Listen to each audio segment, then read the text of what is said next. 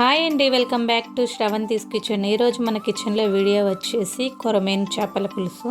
ఆంధ్ర స్టైల్లో చేపల పులుసు ఎలా చేసుకోవాలో చూసేద్దామండి.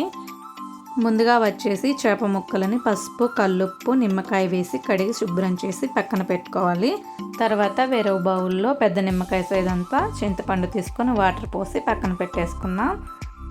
మిక్సీ జార్లో మీడియం సైజ్ 2 ఉల్లిపాయలు తీసుకొని ఇలా మిక్సీ పట్టేసి పక్కన పెట్టేసుకున్నాం. తర్వాత స్టవ్ మీద ప్యాన్ పెట్టి 2 స్పూన్స్ ధనియాలు, కొంచెం మెంతులు, కొంచెం జీలకర్ర, చెక్క, మొగ్గ వేసి దోరగా వేయించేసుకున్నాం. ఇలా వేగిన తర్వాత మిక్సీ జార్లో వేసేసుకుందాం. మిక్సీ జార్లో వేసుకొని 1 స్పూన్ ఎండు కొబ్బరి, కొంచెం వెల్లుల్లి వేసుకొని ఇలా మిక్సీ పట్టి పక్కన పెట్టేసుకుందాం. స్టవ్ మీద ప్యాన్ పెట్టుకొని సరిపడా ఆయిల్ వేసేసుకుందాం. వేసుకొని మనం మిక్సీ పట్టుకున్న ఉల్లిపాయ పేస్ట్ వేసుకొని వేయించేసుకుందాం.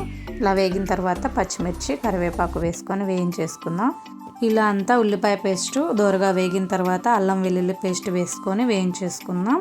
అల్లం వెల్లుల్లి పేస్ట్ కూడా వేగిపోయింది.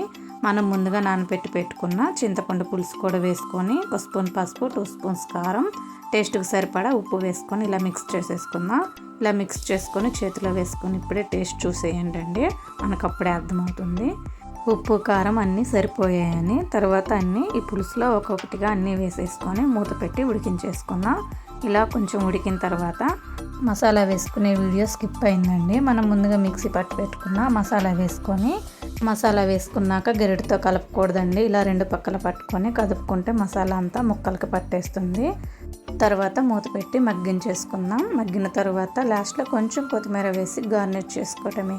అంతే అండి, ఎంతో టేస్టీ అయిన ఆంధ్ర స్టైల్ కొరమేను చేపల పులుసు రెడీ. నచ్చితే మీరు కూడా ఒకసారి ట్రై చేసి చూడండి. Thank you for watching.